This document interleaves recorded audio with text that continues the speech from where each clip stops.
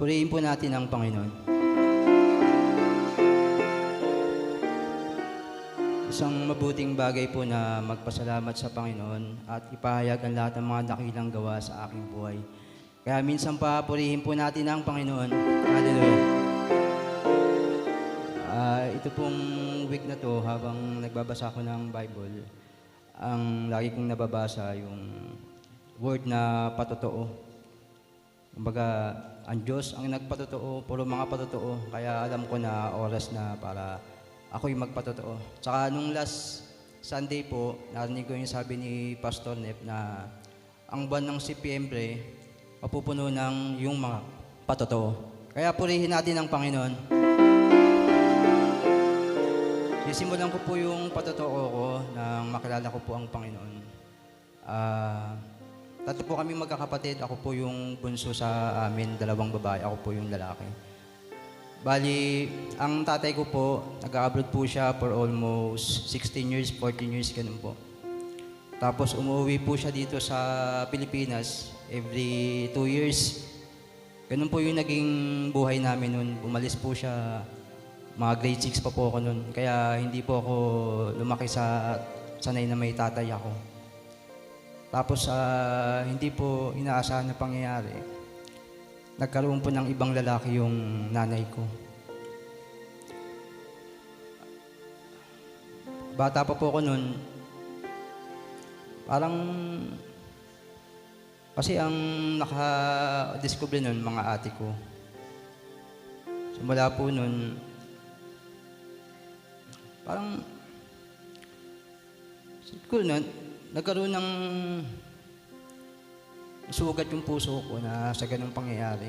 Tapos yung 2 ate ko, nag-asawa po sila, halos magkasabay po. Isang buwan nag-asawa yung ate ko, yung isang buwan po nag-asawa po yung isang ate ko. Kaya ako po yung naiwan. Kaya 2 lang po kami ng nanay ko. Doon po, lumalas yung pag-aaway ng tatay ko. Tatawag po yan sa telepono kasi nung time na yun, hindi pa po uso yung internet nun. Tatawag po yan, tagang magmumurahan po sila. Halos lahat po narinig ko lahat ng mga pagtatalo nila. Kaya nung time na yon, naganap ako hinanap ko yung malalim na relasyon sa Panginoon. Dumating po sa point na yung nanay ko, tinataguan ako ng mga pagkain, ng mga lotion. Tapos ginagawa ko po noon, kasi yung asawa ko po noon, girlfriend ko pa siya, sabi ko sa asawa ko noon, ito ginagawa sa akin ni nanay. Tapos ginagawa niya, binibigyan niya ako ng hanggang sa napuno po ng galit yung puso dahil sa ganung pangyayari. Tapos marami pong mga masasakit na salita yung sinabi ng nanay ko sa akin noong time na yun. Kasi dumating po yung isang araw, kasi ilang taon ko pong tiniis yun, kinimkim ko po yun, wala akong mapagsabihan nun. Nag-aaral po ako ng college nun sa Santa Mesa. Dumating po yung isang araw na dumating po siya sa bahay namin kasama yung pinsan ko. Tapos yung pinsan ko kasama niya yung kaibigan niya, tapos may dala silang motor. Pinark niya dun sa bahay namin, sinabi niya dun nga daw sa kaibigan ng pinsan ko. Tapos ako naman, siyempre, naniwala naman ako ganun. Pero ang loob ko po noon, talagang malayo na sa nanay ko. Talagang may galit na talaga sa puso ko kasi lahat ng problema po, ako po yung sumasalo kasi mga ate ko, nag-asawa na po sila. Tapos nalaman ko, kaya ako naman po nalaman, yung motor pala na yun, hindi po yun dun sa kaibigan ng nanay ko. Tumawag po sa akin yung lalaki, yung asawa ng lalaki ng nanay ko nung time na yun. Sinabi niya, alam mo ba na may kinuhang motor ng nanay mo? Doon po, nagalit ako. Talagang dumating sa point na nag-aaway kami ng nanay ko. Sinabi ng nanay ko na, sana yung bata ka pa lang, hindi na kita binuhay. Sabi niya gano'n sa akin. Kasi talagang lumaban ako, talagang nagwala ako noon. Sinipa ako yung mga electric fan. Ganun yung nangyari sa buhay namin. Talagang kitang-kita mo yung gawa ng diablo na talagang binasak yung pamilya namin. Tapos, nung time na po yun, nakausap ko na pala si, ano nun, si Ninang Sabel kasi parang tumira sila dumalapit sa bahay namin. Sabi ko lang, narinig ko kasi parang nagkikwentuhan sila ni nanay nung time na yun. Parang pinag-aaral niya yung pamangkin niya na babae. Sabi ko, Ninang Sabel. Sabi ko, Ate Sabel, sabi ko, dapat pala, ikaw lang naging magulang ko, sabi ko sa kanya. Tapos, na-discern niya yung problema naming pamilya. Sabi niya, na-discern niya hanggang sa lahat ng sama ng loob ko, sinabi ko sa kanya. Kasi yung time na yun, talagang hinahanap ko ang Panginoon talagang. Kasi dun sa pangyayari sa buhay ko. Tapos, yun nga po, yung nalaman ko na gano'n ang ginawa nanay ko, na may kinuha silang motor. Nagwala kami noon. Ang ginawa ko po noon, lumayas na po kami doon. Sa bahay namin kami, nung asawa ko, lumayas kami. Tapos siguro, nalaman ni Ninang Sabel na gano'n nangyari. Kasi parang may plano na rin siya na pag-ayusin kami, pag gano'n. Ang ginawa ni Ninang Sabel, pumunta doon sa bahay ng ate ko sa Tayuman po, sa Tayuman. Sabi niya, Francis, sabi niya gano'n, mag-aharap-harap tayo. Dapat, sabi niya, kausapin mo yung nanay mo, patawarin mo. Sabi ko, akong matigas na yung puso ko. Sabi ko, Ninang Sabel, sabi ko gano'n. Sabi ko, hindi ko na siya mapapatawad. Sabi ko, panahon na yung makakapagsabi kung mapapatawad ko siya. Sabi ko, gano'n sa kanya. Tapos sa madaling salita po, napapayag niya po ako. Kasi ang nanay ko po nun, mataas po siya, ang katuwiran niya. Anak lang kita, magulang ako. Kumbaga, mas gustuin ko pa yung ginulpi ako pero yung masasakit na salita, tagang napuno ng sugat yung puso ko nung time na yun.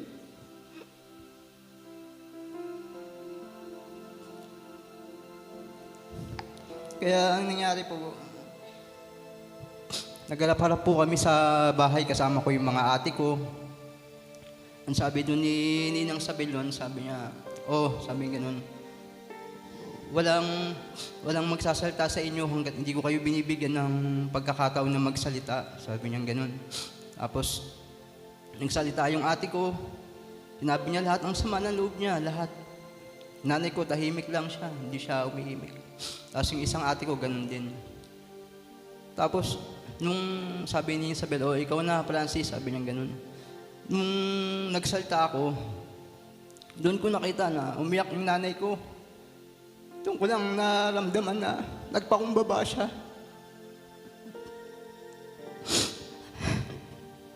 Na humingi siya ng tawad sa amin. Kasi ilang taon matigas siya, hindi siya nagpapakumbaba. Kaya nakita ko doon ko nalaman na totoo palang may Panginoon, totoo talagang may Diyos. Na mula doon sa napakapangit na pangyayari sa aming buhay, binaliktad niya na tunay na ang Panginoon nagpapagaling ng mga bagbag ng puso at nagpapalaya. Kaya purihin natin ang Panginoon. Hallelujah. Hallelujah. Naalala ko po yun, yung time na yun, hindi ako nagkakamali. Ano po yun? Ang mensahe po dito sa church nun, year 2028 po yata yun. It's the year of new beginning. Kaya sabi ko, hindi nagkataon, kumbaga, tamang-tama doon sa sitwasyon namin, kumbaga bagong buhay, tagang binuo kami ng Panginoon. Kaya time na yon, nagkaroon po ng gawain sa amin sa Albimar, sa Angono. Ang tumayo po noon si Ninang Raquel, si Kuya Maloy po. Doon po natuturuan po kami, nagkakaroon kami ng Bible study, every Saturday po yun. Tapos, alala ko rin po yung ang asawa ko po, mga anak po siya dito dyan sa General, sa Angono po. Almost, tagang 3 days po siya nag-labor. Naalala ko na sabi sa akin ng doktor noon, sabi niya, isisesaryan ko na yung asawa mo. Kasi pumutok na yung panubigan niya, yung paghilab ng tiyan niya, ganun pa rin, talagang hindi pa lumalabas yung bata. Naalala ko rin po, yung patutuo ni Pastor Boy dito na nahirapan siya dati sa kanyang sakit, dumalangin siya sa Panginoon. Sabi niya, alalahanin mo naman ako, napakaikling dalangin lang. Ganun po yung nangyari sa akin. Pumunta po ako sa CR noon, dumalangin ako sa Panginoon. Maikli lang, sabi ko, Panginoon, sabi ko ganun, tulungan mo ako. Yung pagsabi ko pong ganun, talagang ramdam ko talagang tumagos sa bubong, talagang dire-diretso po hanggang sa langit. Kaya tunay, ang Panginoon po sumasagot sa mga dalangin. Purihin ang Panginoon. Yun po yung nangyari sa ano ko. Tapos yung naalala ko, yung lumalaki na po yung anak ko noon. Yung time na po yun, yung trabaho ko, talagang pagewang-gewang. Kumaga, 1 month, reliever lang ako, tapos wala na naman akong trabaho. Naalala ko, yung asawa ko noon, yung mga kapatid ng asawa ko, binibigyan kami ng pagkain, binibigyan kami ng panggatas, pandiaper, pati yung side ko po, mga ate ko, ganun, binibigay. Tapos, dumating na po sa point na wala nang nagbibigay sa amin. Wala po akong trabaho nun. Naalala ko po, umatin ako dito, Sunday po yun. Naglakad ako mula Angono hanggang dito. Noong time na yun, tagang bigat na bigat ako. Talagang parang pasabog po ako nun. Talagang. Ngayon, ang nagsasalda dito po nun, si Pastor Boy. Nagbe-mensahe siya. Tapos, pero yung, talagang matatapos na po yung mensahe niya, ganun pa rin yung nararamdaman ko. Parang, bagbag pa rin ako na, sasabog ako na mabigat pa rin yung pakiramdam ko. Parang yung patotoo ni Pastor Boy na yung time na tinawag siya ng Panginoon, tapos naghihirap siya, na sinabi niya, hinampas niya yung lamesa, nagtapo din yung mga ano, sabi niya, tinawag mo ba ako parang maghirap lang? Ganun yung nararamdaman ko ng time na yun. Kasi kilala ko na ang Panginoon. Patuloy na sumusunod ako sa Panginoon kasi ganun na sitwasyon. Tapos yun nga po, yung nagbe-mensahe ni si Pastor B dito, patapos na po yung service, pumasok po siya dito, pumasok na po siya. Sabi niya, sabi niya, bumalik po siya. Sabi niya, sandali lang. Sabi niya ganun. Pinaalala niya sa akin yung time na wala akong trabaho. Tapos napatingin ako sa kanya. Pinaalala niya sa akin yung time na iniisip ko kung paano yung mabubuhay ko yung pamilya ko, sabi niya ganun. Kumbaga, yung sitwasyon na sinasabi niya ganun yung sitwasyon ko, na hindi naman kami nag-usap, hindi niya alam na kung ano yung sitwasyon ko. Sabi niya ganun. Sabi niya, hindi ko pa siya kilala ang Panginoon nun, sabi niya. Tumayo ko dito sa harapan na to, sabi niya ganun. Hindi pa church to, sabi niya. Humihingi ako sa kanya ng trabaho, sabi niya ganun. Kaya sinabi niya, lahat ng may mga pangangailangan, sabi niya, lahat ng may pangangailangan, lahat ng may mga problema, iniintay kayo ng Panginoon.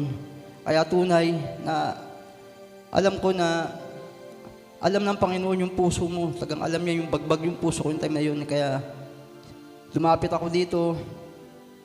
Ang daming lumapit nun, nag-iyakan kami lahat nun. Kaya tunay na sinagot ako ng Panginoon. Yung time na po yun, nagkaroon po ako ng trabaho, napunta po ako ng SM Robinson sa may Metro East po.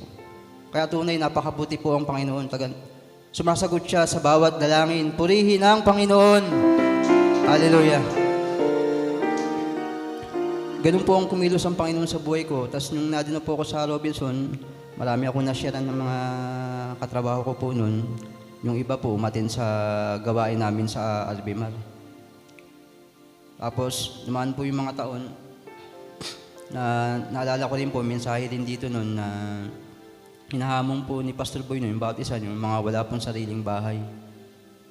Kaya kami ng asawa ko po noon, nahamon po kami noon kasi doon po kami nakatira sa Albimar. Tapos, wala po kami, hindi po namin matatawag na amin sarili yung kasi sa nanay ko po yun. Kaya ang nangyari po, humakbang po kami ng asawa ko, humakbang po ako. Hindi ko alam kung paano ako hahakbang kasi hindi naman ako nakatapos ng pag-aaral. Hindi naman ganun kalaki yung sahod namin. Pero ang nangyari, nagpadala ang Panginoon, gumamit siya ng kaibigan ko. Sinabi niya yung mga ganito, nag-apply siya ng bahay. Nag-apply siya kung paano ganito. Kaya sabi ko, Panginoon, sabi ko, ito na yun, sabi ko sa kanya. Kaya humakbang ako. Punta ako sa Pag-ibig, nag-loan ako, nag-ano ako. Tapos siguro within 3 months po, na-approvean po yung loan ko. Kaya purihin natin ang Panginoon. Kaya ngayon po, nakalipat na po ako doon. Kami ng asawa ko. Kumbaga habang pinubulay po namin ng asawa ko yung mga nangyari sa buhay namin. Kumbaga kung sa akin sarili lang po, hindi ko po kaya yun. Hindi ko po alam kung paano nangyari, kung paano ko po na nakakuha kami ng sarili namin bahay. Tapos Ang nangyari pa noon, na-promote pa po ako sa trabaho ko noon. Kaya tunay po na sumasagot po ang Panginoon sa ating mga dalangin. At tunay, napakabuti po ang Panginoon. Yun na po. To God be all the glory.